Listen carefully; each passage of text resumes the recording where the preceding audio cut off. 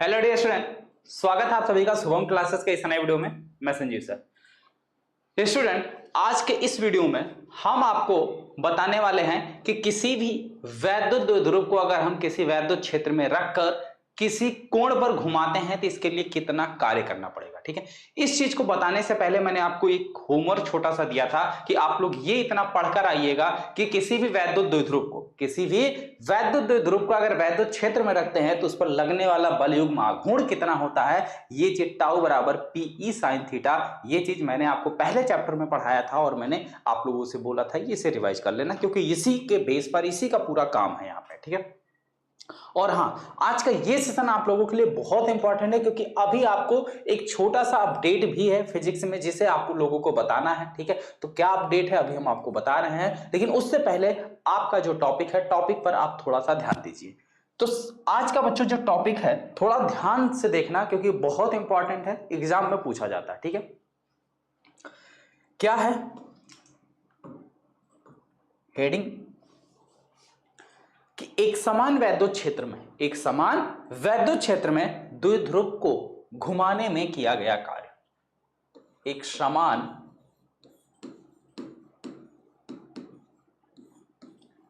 वैद्युत क्षेत्र में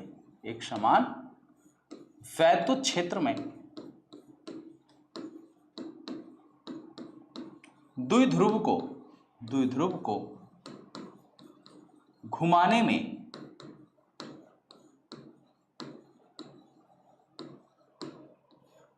किया गया कार्य।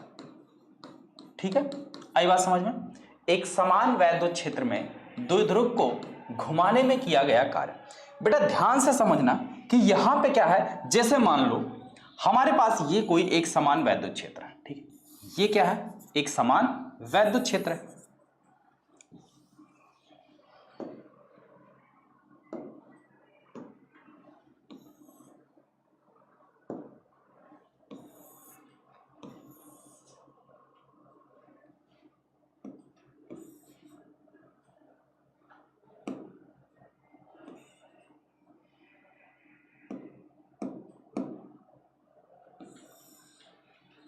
ठीक है, जैसे मान लो ये हमारा क्या है, कोई एक समान वैद्युत क्षेत्र है।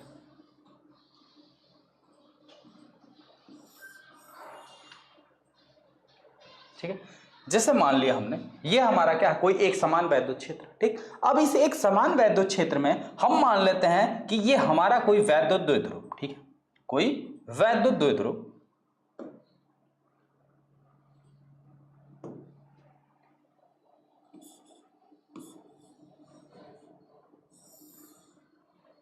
नहीं तो सीधा कैसे बन गया भाई?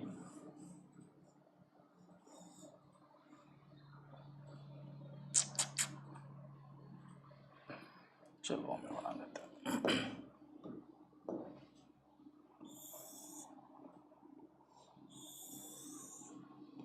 ठीक, ये हमारा कोई एक समान वैद्युत क्षेत्र है और इस एक समान वैद्युत क्षेत्र में ये हमारा कोई वैद्युत द्विध्रुव ए बी। ठीक है, ये क्या है, हमारा कोई वैद्युत द्विध्रुव ए बी। ठीक है, ए बी रखा हुआ। अब इस वैद्युत द्विध्रुव में मान लेते हैं यहाँ पे प्लस क्यू आवेश है और यहाँ पे क्या है आपका माइनस क्यू आवेश है। ठीक है, ध्यान से समझना, बहुत इंपॉर्टेंट है बेटा, ध्यान से समझना क्योंकि ठीक है इस एक चीज से आपके दो चीजें तैयार होंगी। एक तो सबसे पहला यह है कि जो पहले चैप्टर में मैंने आपको बताया था कि किसी भी एक समान वैद्युत क्षेत्र में जो द्विध्रुव है उस द्विध्रुव पर लगने वाला बल युग्म आघूर्ण। तो सबसे पहले उस चीज को हम रिवाइज कर दे रहे हैं। ठीक है, कुछ बच्चे पढ़े होंगे कुछ नहीं पढ़े होंगे मुझे पता है। ठीक है, तो चलो मैं थोड़ा सा उसको रिवाइज कर दे रहा हूं। देखो ये जो हमारा एक समान वैद्युत क्षेत्र है ई। ठीक है, अब इस वैद्युत क्षेत्र में ये आवेश है प्लस क्यू, तो इस प्लस क्यू आवेश पर वैद्युत क्षेत्र के द्वारा एक बल लगेगा ना। कितना बल लगेगा, क्यू ई। इधर बल लगेगा एफ बराबर क्यू ई। ठीक है, जो कि वैद्युत क्षेत्र की दिशा में लगेगा, ये इस डायरेक्शन में। और माइनस क्यू आवेश पर वैद्युत क्षेत्र के द्वारा भी बल लगेगा लेकिन वो वैद्युत क्षेत्र की विपरीत दिशा में लगेगा क्योंकि आवेश आपका माइनस है। एक बल इधर लगेगा इस डायरेक्शन में, एफ बराबर क्यू ई, एफ बराबर क्यू ई। ठीक है, जो कि वैद्युत क्षेत्र की विपरीत दिशा में लगेगा। अब ये दोनों बल देखो ये आपका वैद्युत द्विध्रुव है, एक बल इधर ऊपर की ओर, एक बल इधर नीचे की ओर, ये इधर लग रहा है, ये इधर लग रहा है, तो ये दोनों बल क्या करेंगे, इस वैद्युत द्विध्रुव को वैद्युत क्षेत्र की दिशा में लाने का प्रयास करेंगे। तो इन दोनों बल, ये जो दोनों बल हैं ये कहां काम कर रहे हैं बेटा, कैसे काम कर रहे हैं, एक बल युग्म बन रहा है ना, बल युग्म। तो बल युग्म आघूर्ण क्या हो जाएगा, तो बल युग्म आघूर्ण टाउ बराबर क्या होता है, दोनों बलों में से कोई एक बल, दोनों बलों में से कोई एक बल, दोनों बलों में से कोई एक बल ले लो, ठीक है। तो ये मान लिया हमने ले लिया एक बल, क्यों, गुणे इनके बीच की लंबवत दूरी। तो ये जो इनके बीच की लंबवत दूरी है वो कितनी होगी, ये जो द्विध्रुव है, द्विध्रुव की लंबाई हम हमेशा कितना लेते हैं बेटा, 2l। तो इस वैद्युत द्विध्रुव की जो लंबाई है वो कितनी हो गई बेटा आपकी 2l। कितना हो गया 2l, कहां से कहां तक, यहां से लेके पूरा यहां तक आपका 2l हो गया। लेकिन हमें जो चाहिए वो लंबवत दूरी, यानी कि इन दोनों बलों की जो क्रिया रेखा है इसको पीछे बढ़ाओ और इसको यहां से ऐसे लंब डाल दो, ये वाली दूरी चाहिए। ये जो अभी अभी हमने लंब डाला है ये वाली दूरी हमको चाहिए, लंबवत दूरी चाहिए, ठीक है। ये अगर आपका a है, ये b है, ये मान लेते हैं c, तो हमें ac चाहिए, क्या चाहिए, ac चाहिए।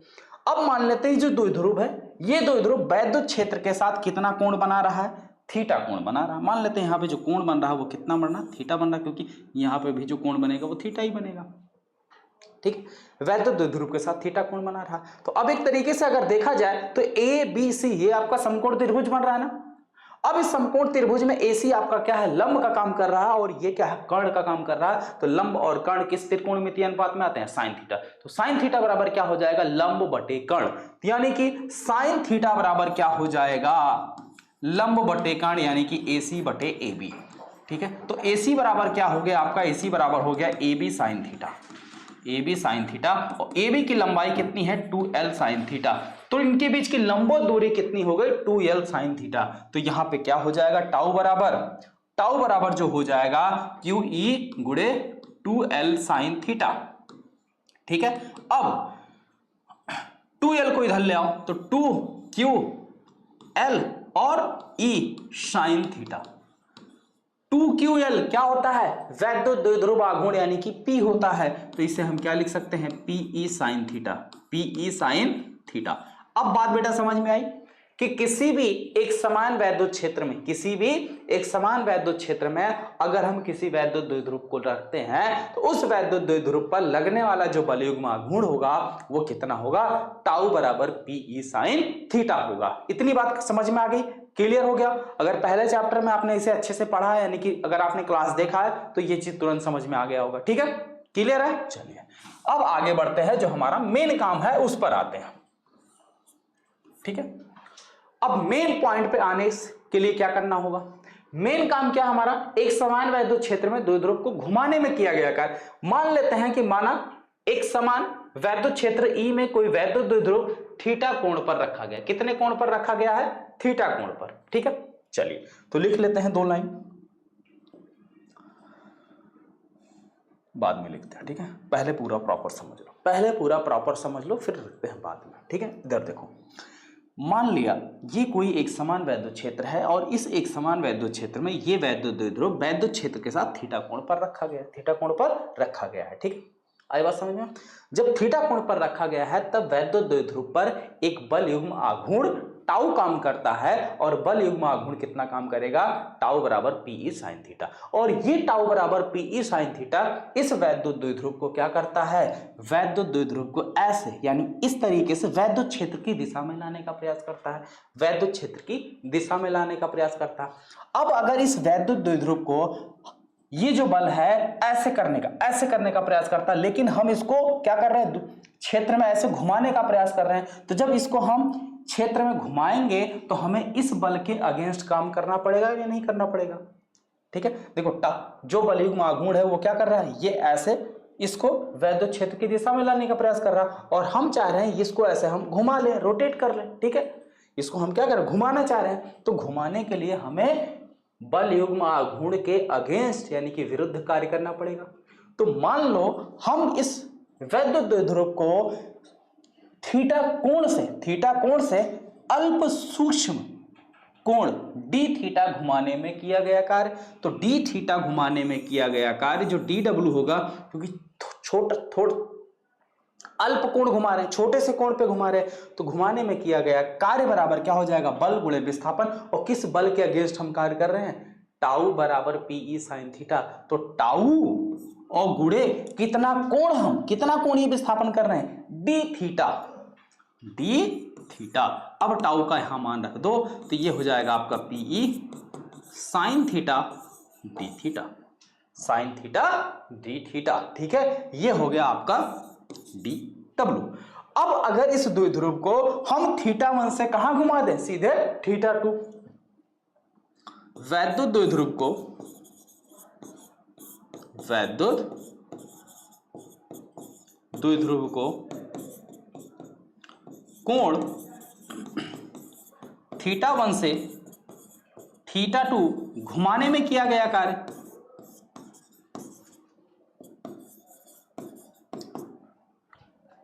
पहले पूरा प्रॉपर समझ लो, ठीक है, फिर लिखना। W बराबर इंटीग्रेशन आप θ1 से लेके θ2। तो कोई अगर सूक्ष्म चीज होता है, हमें बड़ा चाहिए होता है, तो क्या करते हैं, सीधे सीधे समाकलन करते हैं। तो ये हो जाएगा dw यानी कि इंटीग्रेशन θ1 से θ2 और टाउ डी थीटा। अब टाउ डी थीटा, टाउ का मान रखा गया है, कितना रखा गया है, पीई साइन थीटा। तो चलो रख लो, W बराबर इंटीग्रेशन θ1 से लेकर θ2 PE sine theta d theta, PE sine theta d theta. ठीक है, इतनी बात समझ में आई बेटा, हाँ या ना, क्लियर हुआ। अब जो इसमें कांस्टेंट उसे बाहर कर लो, पीई कांस्टेंट है, पी को कर लो बाहर, θ1 से θ2 sine theta d theta. Sine theta का समाकलन क्या होता है, माइनस कॉस थीटा। तो ये हो जाएगा पीई माइनस कॉस थीटा, और लिमिट क्या हो जाएगी आपकी θ1 से θ2।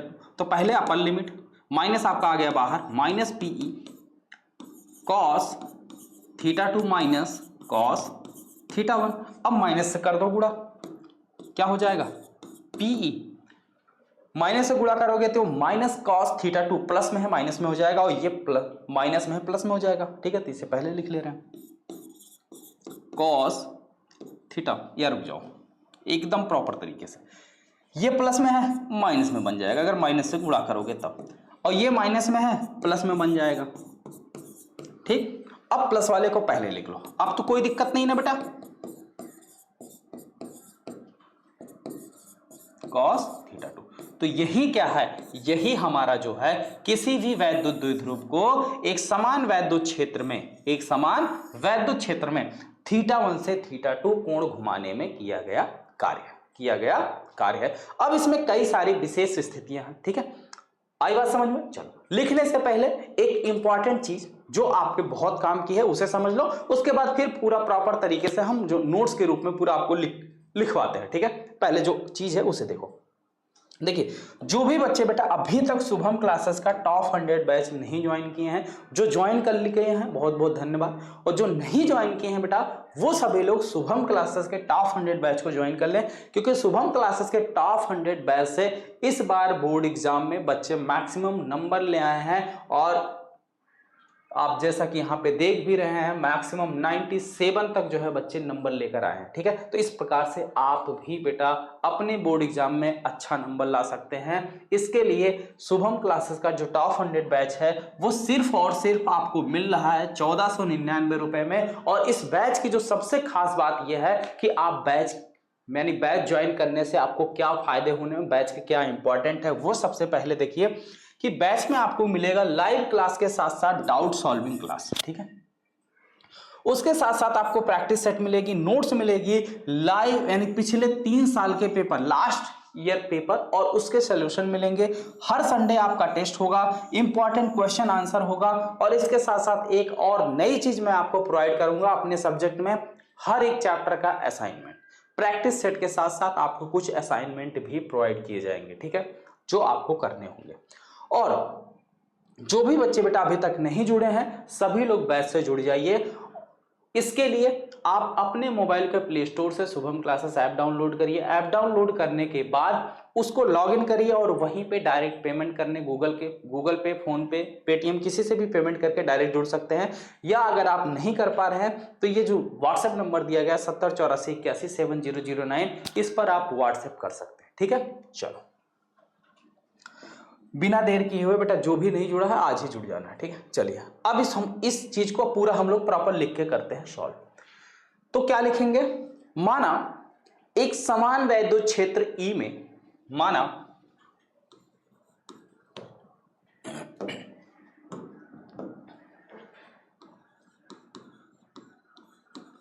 एक समान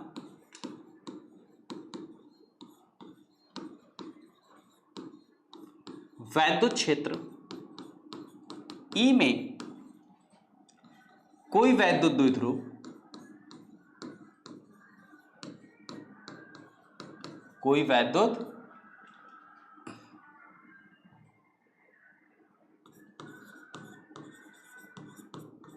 द्विध्रुव क्षेत्र के साथ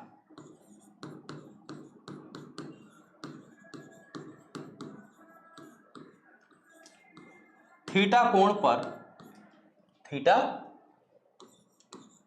पर रखा गया,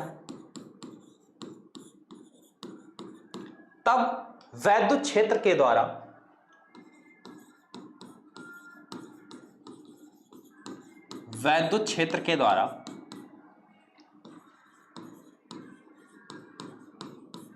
द्विध्रुव पर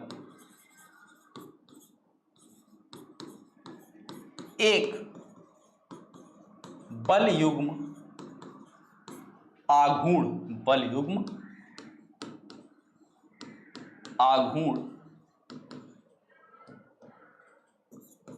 टाउ कार्य करेगा। ठीक है, कितना लगेगा, बल युग्म आघूर्ण टाउ कार्य करेगा, और टाउ कितना कार्य करेगा, पी ई साइन थीटा, जो इस वैद्युत द्विध्रुव को क्या करेगा, क्षेत्र की दिशा में लाने का प्रयास करेगा, जो इस वैद्युत द्विध्रुव को क्या करेगा, क्षेत्र की दिशा में लाने का प्रयास करेगा। ठीक है, जो इसके बाद यहां आप लिखोगे और फिर इतना लिखने के बाद आगे, जो वैद्युत द्विध्रुव को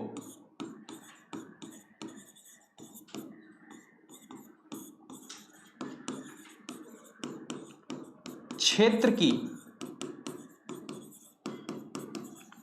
दिशा में लाने का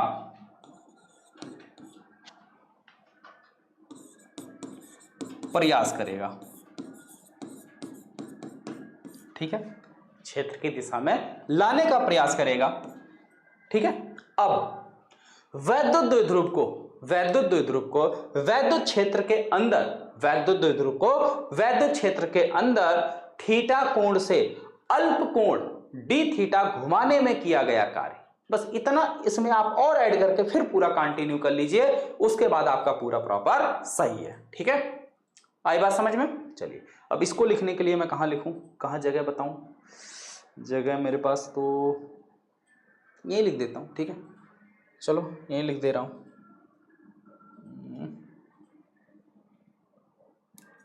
इसको थोड़ा सा मिटा दे रहा हूं। ठीक है, चलो अब सही है। ठीक है, आई बात समझ में आता है। अब वैद्युत द्विध्रुव को वैद्युत क्षेत्र में थीटा कोण के साथ अल्प कोणीय विस्थापन डी थीटा कोण घुमाने में किया गया। वैद्युत द्विध्रुव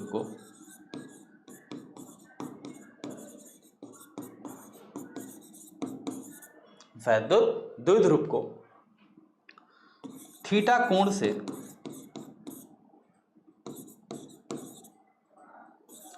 डी थीटा कोण घुमाने में बल युग्म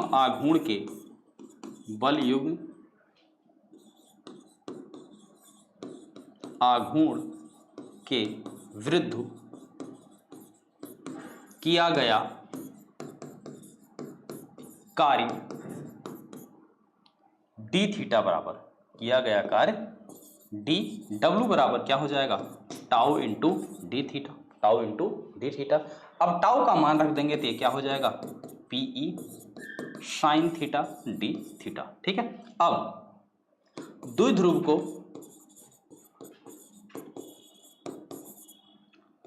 थीटा 1 कोण से थीटा 2 कोण घुमाने में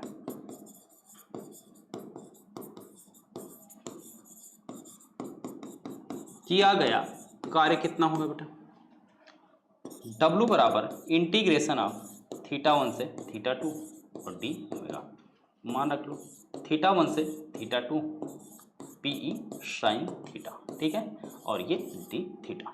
ठीक है, आई बात समझ में। अब इसके आगे आप कंटिन्यू कर लो। ठीक है, अब इसके आगे आप कंटिन्यू कर लो।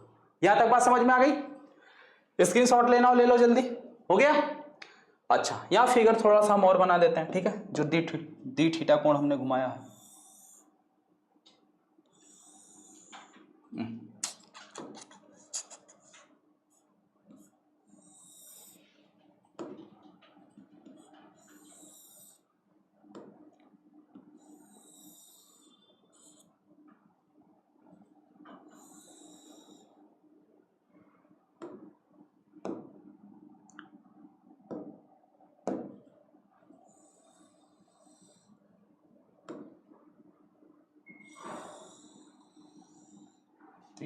ये देखो ये थीटा कोण यहां तक था।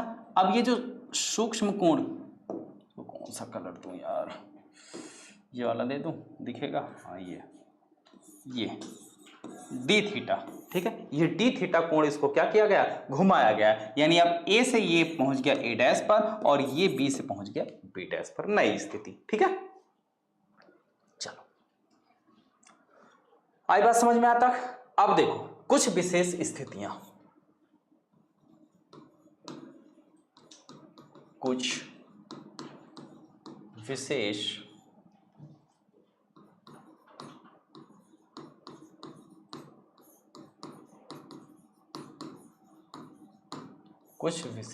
स्थितियां। ठीक, कुछ विशेष स्थितियां। अब जैसे मान लो ये जो द्विध्रुव है, इस द्विध्रुव को अगर हम 0 से थीटा कोण घुमाते हैं, कहां से, 0 से थीटा।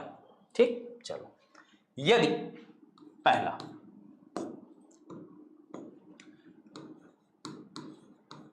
यदि द्विध्रुव को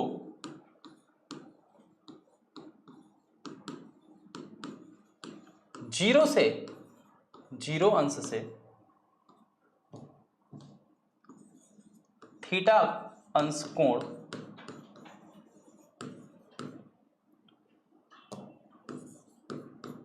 घुमाया जाता है, तो W बराबर क्या हो जाएगा, W बराबर PE, कहां से घुमाया गया, 0, यानी थीटा 1 का मान क्या रखेंगे,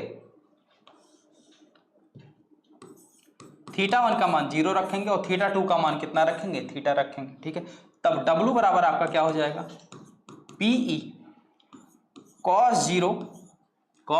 0 माइनस cos थीटा, और cos 0 का मान कितना होता है बेटा, 1, तो PE 1 minus cos theta, PE 1 minus cos theta, ये मान हो गया आपका W का। ठीक है, आई बात समझ में। इसी तरीके से अगर हम द्विध्रुव को 0 से 90 डिग्री तक घुमाते हैं, कहां से कहां तक, 0 से 90 डिग्री तक। दूसरा केस, थीटा 1 बराबर अगर हम 0 ले लें और थीटा 2 बराबर क्या ले लें, 90 डिग्री ले लें, तब देखो क्या हो जाएगा, तब जो W का मान होगा, cos 0 का मान तो भैया एक ही होगा, और यहां थीटा की जगह, यानी जो थीटा 2 है, थीटा 2 की जगह 90 रखेंगे, cos 90 का मान कितना होता है, 1 होता है, तो सीधे सीधे क्या मिल जाएगा, PE, और ये 1 माइनस 0 यानी कि PE। ठीक है, शॉर्ट फॉर्म में। ठीक है, अगला, अगर इसी को हम क्या 0 से लेके 180 तक घुमा दें, कहां तक, 0 से लेके पूरा 180 तक घुमा दें। तीसरा, थीटा 1 बराबर 0 और थीटा 2 बराबर क्या ले लें, 180 डिग्री ले लें, तब देखो W बराबर क्या हो जाएगा, PE θ1 की जगह 0, cos 0 का मान 1 माइनस cos θ2 की जगह 180, cos 180 का मान माइनस है, तो ये माइनस माइनस हो जाएगा प्लस 1, तो 1 1 हो गया मिलके 2, तो कितना हो गया 2pe, कितना हो गया 2pe। क्लियर हुआ? यहां तक बात समझ में आई? अधिकतम यही है, ठीक है।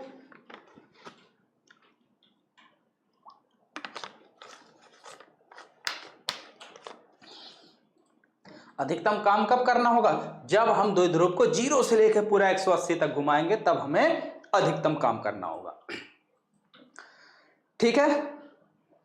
इतनी बात समझ में आ गई बेटा? क्लियर हुआ?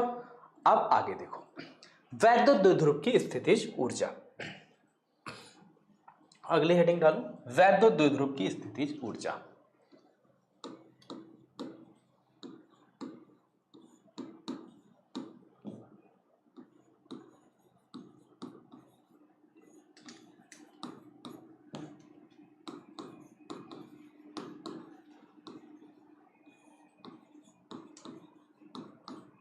वैद्युत द्विध्रुव की स्थितिज ऊर्जा। हाँ, एक छोटे से अपडेट की हम बात कर रहे थे, तो एक छोटा सा अपडेट बेटा यह है कि जो आपका पहला चैप्टर है वैद्युत आवेश तथा क्षेत्र, ठीक है, उसमें जो गॉस के नियम के अनुप्रयोग पढ़ाए गए हैं, गॉस के नियम के अनुप्रयोग में एक अनुप्रयोग और ऐड हो गया है, ठीक है, एक अनुप्रयोग और ऐड हुआ है इस बार, ठीक है। यानी कहने का मतलब यह है कि पिछले 3 साल से जो लगातार आपके 30% सिलेबस रिड्यूस हो रहे थे, तो उस 30% सिलेबस में आपका एक अनुप्रयोग हटा दिया गया था, लेकिन इस बार वो एक अनुप्रयोग आपको और पढ़ना है। और वो कौन सा अनुप्रयोग है? एक खोखले गोले के कारण गोले के अंदर, गोले के बाहर और गोले के परिध पर, यानी कि गोली के सतह पर वैद्युत क्षेत्र की तीव्रता, ठीक है। आई बात समझ में? जैसे मान लो ये आपका कोई खोखला गोला है, ये आपका क्या कोई खोखला गोला है, इस गोले के अंदर कहीं पे, इस गोले की सतह पे और इस गोले के बाहर, तीनों जगहों पर वैद्युत क्षेत्र की तीव्रता कितनी होगी? बस यही एक अनुप्रयोग आपको और पढ़ना है, और ये अनुप्रयोग हम किसी दिन आपको पढ़ा देंगे, ठीक है। आई बात समझ में? हो सकता है आपको हम कल पढ़ा दें, या हो सकता है ये चैप्टर कंप्लीट होने के बाद पढ़ा दे, तो जैसा आप लोग कहिए। अगर आप लोग बोलो तो कल पढ़ा दिया जाए, अगर बोलो चैप्टर कंप्लीट होने के बाद, तो चैप्टर कंप्लीट होने के बाद पढ़ा दिया जाएगा, ठीक है, जैसा आप लोग कहिए। वैद्युत द्विध्रुव की स्थितिज ऊर्जा। अब जो वैद्युत द्विध्रुव की स्थितिज ऊर्जा होती है वो क्या होती है, जरा ध्यान से समझना, ठीक।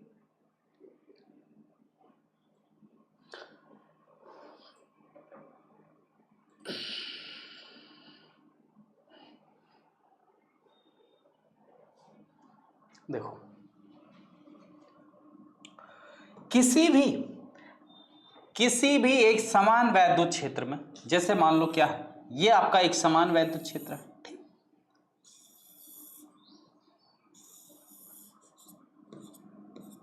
किसी भी एक समान वैद्युत क्षेत्र ई में लंबवत रखे वैद्युत द्विध्रुव। अब ये एक समान वैद्युत क्षेत्र में मान लीजिए ये आपका कोई इस प्रकार से कोई वैद्युत द्विध्रुव रखा हुआ है, सीधा सीधा बोलो यार, ठीक। इस प्रकार से आपका कोई वैद्युत द्विध्रुव रखा हुआ है, प्लस क्यू और ये माइनस क्यू, ठीक है। आई बात समझे? किसी एक समान वैद्युत क्षेत्र में, किसी एक समान वैद्युत क्षेत्र में, ठीक, किसी भी वैद्युत द्विध्रुव को क्षेत्र के लंबवत, ठीक है, क्षेत्र के लंबवत से थीटा कोण घुमाने में किया गया कार्य जो है वैद्युत द्विध्रुव की स्थितिज ऊर्जा कहलाती है, ठीक है। आई बात समझ में? तो लिखो वही चीज, वैद्युत क्षेत्र में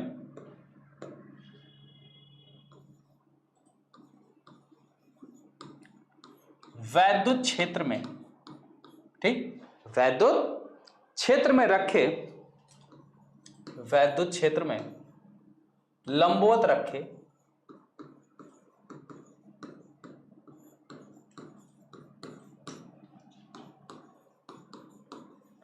किसी द्विध्रुव को, ठीक है, क्षेत्र से थीटा कोण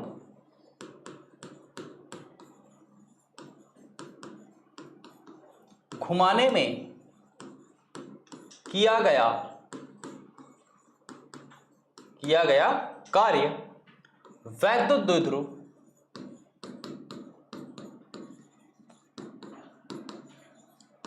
द्विध्रुव की स्थितिज ऊर्जा कहलाती है। वैद्युत द्विध्रुव की स्थितिज ऊर्जा कहलाती है।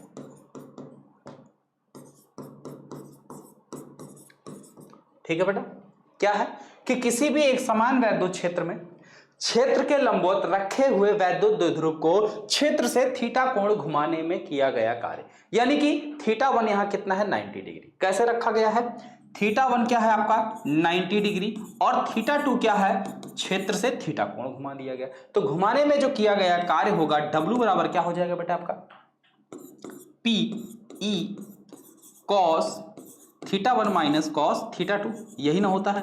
अब सबका मान रख दो, P कॉस थीटा वन की जगह 90 माइनस कॉस इसकी जगह थीटा, इसकी जगह थीटा। ठीक है, और कॉस 90 का मान हो जाएगा 0, तो ये क्या हो जाएगा माइनस PE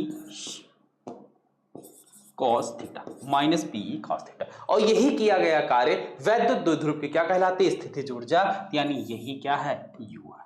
ठीक है, आई बात समझ में, माइनस PE कॉस थीटा। तो किसी भी वैद्युत द्विध्रुव की जो द्विध्रुव स्थितिज ऊर्जा होती है वो कितनी होती है, माइनस PE कॉस थीटा होती है। आई बात समझ में, क्या होती है, माइनस PE कॉस थीटा होती है। अब इसमें भी कई सारे केसेस हैं, अगर हम 90 डिग्री से, यानी कि थीटा वन बराबर 90 और थीटा टू बराबर अगर हम 0 ले लें, तब क्या हो जाएगा, तब U बराबर इसकी जगह 0 रखोगे तो सिर्फ और सिर्फ क्या मिलेगा बेटा, माइनस का PE। क्या मिलेगा, माइनस का PE। और अगर हम इसको कितना घुमा दें 180, यानी कि 90 से सीधे कितने कर दें 180, 90 से वापस क्या कर दें इसको 180 कर दें, तब कितना हो जाएगा, बेटा। ठीक है, यानी कहने का मतलब यह है कि अगर हम इसको क्षेत्र के साथ 180 घुमा दें, ठीक है, यानी कि थीटा वन हमारा 90 है और इसमें 90 और ऐड कर दें, थीटा टू बराबर भी 90 ले लें। दूसरे केस में थीटा वन भी 90 और थीटा टू बराबर भी 90, यानी कि ये लंबवत है, इसको 90 अंश और घुमा दिया जाए, तो 90 अंश इसको जब और घुमाएंगे तो cos थीटा टू का भी मान क्या हो जाएगा 90 रखोगे तो ये भी 0, ये भी 0, टोटल 0। ठीक, आई बात समझ में। अब अगर इसी को हम कितना घुमा दें 180 पूरा कर दें, ठीक, यानी कहने का मतलब थीटा वन क्या ले लें 90 और थीटा टू क्या ले लें 180, यानी कहने का मतलब ये ऐसे है, ये 90, ये 90 और इतना, यानी कि इसको उल्टा कर देना, इसको बिल्कुल उल्टा कर देना, तब क्या हो जाएगा, तब थीटा वन की जगह 90 रखोगे और थीटा टू की जगह 180 रखोगे। ठीक है, आई बात समझ में। ठीक, कितना रखोगे 180, 90 रखोगे 0, 180 रखोगे -1, माइनस माइनस प्लस 1, तब U बराबर क्या हो जाएगा P। चलो लिख लो विशेष स्थितियां। U बराबर क्या आया था हमारा,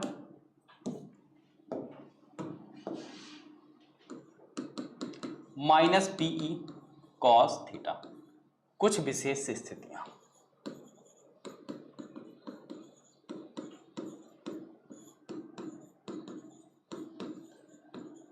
अब यहीं पे ध्यान देना, यदि थीटा वन 90 डिग्री और थीटा टू 0 डिग्री, तब U बराबर, जो U बराबर आया था एक और आया था ना, यही ना था PE cos theta one minus cos theta two, यहीं से ये चीज निकल के आया था। थीटा वन की जगह 90 रखो, कॉस 90, सीधे मान रख रहा हूं यार, ठीक है, कॉस 90 का मान कितना होता है बच्चों 0, माइनस थीटा टू की जगह 0, कॉस 0 का मान 1, तो क्या हो जाएगा माइनस PE माइनस पी। अगला केस दूसरे केस में यदि θ1 बराबर 90 और θ2 बराबर भी 90, कैसे ये पहले से θ1 हमारा 90 है और इसको ऐसे 90 और घुमा दो। आई बात समझ में? तब u बराबर पी, θ1 की जगह 90, θ2 की जगह 90, θ1 की जगह 90 यानी cos 90 0, cos 90 0, तो कितना हो जाएगा 0 माइनस 0 यानी कि 0। तीसरा केस यदि θ1 बराबर 90 और θ2 बराबर 180, तब u बराबर पीई cos θ1 90 का मान हो जाएगा 0 माइनस cos 180 अंश का मान होता है -1, ठीक, तो माइनस माइनस हो जाएगा +1, ये हो जाएगा पी। ठीक है, तो ये तीन जो है हमारी विशेष स्थितियां या विशेष कंडीशन है जो था। ठीक है, आगे बात समझ में यहां तक? फिर से देखो, एक बार रिपीट कर दे रहे हैं। ठीक है, जिसको भी नहीं समझ में आएगा पूरा प्रॉपर समझ में आ जाएगा। फिर से देखो, रिपीट कर दे रहे हैं शुरू से। सबसे पहले हमने क्या बताया कि किसी भी एक समान वैद्युत क्षेत्र में द्विध्रुव को घुमाने में किया गया है। ये मान लो हमारा एक समान वैद्युत क्षेत्र है और इस एक समान वैद्युत क्षेत्र में ये वैद्युत द्विध्रुव AB जो है क्या हुआ है, रखा हुआ है। तो जब कोई भी वैद्युत द्विध्रुव किसी भी वैद्युत क्षेत्र में रखा जाता है तो उस पर एक बलयुग्म आघूर्ण कार्य करता है। वो कितना कार्य करेगा? टाउ कार्य करेगा। ठीक, अब ये जो बलयुग्म आघूर्ण है इस वैद्युत द्विध्रुव को क्या करेगा? संरेखित यानी कि वैद्युत क्षेत्र की दिशा में लाने का प्रयास करेगा। ठीक, अब वैद्युत क्षेत्र की दिशा में लाने का प्रयास करेगा, लेकिन अगर हम इस वैद्युत द्विध्रुव को क्षेत्र की दिशा से क्या करते हैं? थीटा कोण घुमाते हैं, तो घुमाने के लिए हमें जो है किसके अगेंस्ट? वैद्युत बल युग्म आघूर्ण के विरुद्ध कार्य करना पड़ेगा। ठीक है, उसके विरुद्ध हमें कार्य करना पड़ेगा। ठीक, तब अब इस वैद्युत द्विध्रुव को अल्प कोण डी थीटा घुमाने में किया गया कार्य क्या हो जाएगा? बल युग्म आघूर्ण और गुणे डी थीटा, बल युग्म आघूर्ण टाउ और गुणे डी थीटा। अब टाउ का मान रख लिया। ठीक, P sign theta d theta. अब वैद्युत द्विध्रुव को θ1 से θ2 घुमाने में किया गया कार्य, इसके लिए हम क्या करेंगे? इंटीग्रेट कर देंगे। θ1 से θ2, ये इंटीग्रेशन कर लिया, ये चीज निकल के आ गया। ठीक है, अब साइन थीटा का जो समाकलन होता है वो क्या होता है? Minus cos theta. ठीक, अब पहले upper limit cos θ2 minus cos, और माइनस ले लिया हमने बाहर।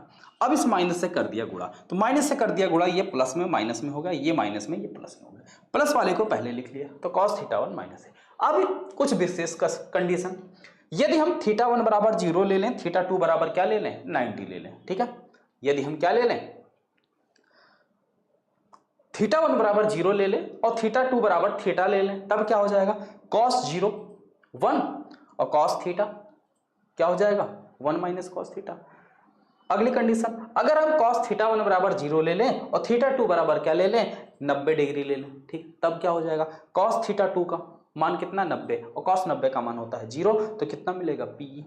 अगर हम cos θ1 बराबर 0 ले लें, θ2 बराबर 180 ले लें, तो 180 का मान कितना होता है? -1 होता है। तो यहाँ का माइनस और -1, ठीक है, वहां का माइनस, इससे क्या करेगा? प्लस करेगा, तो 1 + 1 2।